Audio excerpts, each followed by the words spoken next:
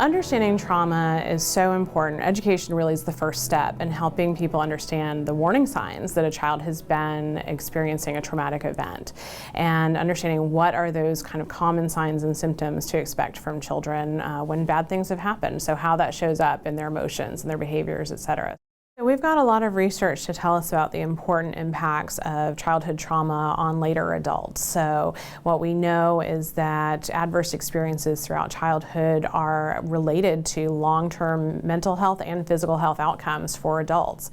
And so what we see is if childhood trauma is not treated, then those outcomes on adults may then in turn impact their parenting of their children. And so we begin to see intergenerational transmission of trauma. It actually shows up in genetic expression, so genes in people's DNA actually is altered through the experiences of trauma, as well as their behaviors. And so truly untreated trauma can become a very important systemic problem for communities and the country at large.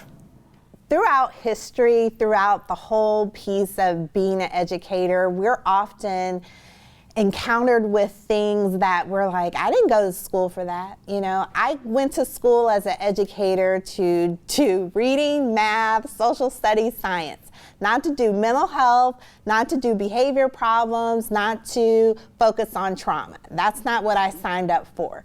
And so we're finding more and more that education is shifting from that's not my responsibility to I need to understand this for my students if I'm going to ever get to the math, the science, the reading. No educator wants to do harm to a child. We all know that.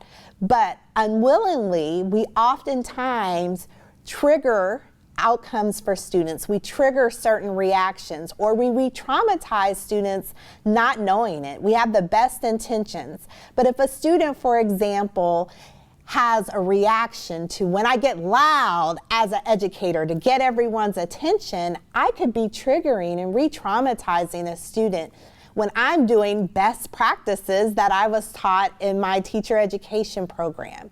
So just as important as it is to learn the best ways to teach basic reading skills, we now as educators understand we have a duty to focus on the social emotional health of our students, and trauma is a huge component of that.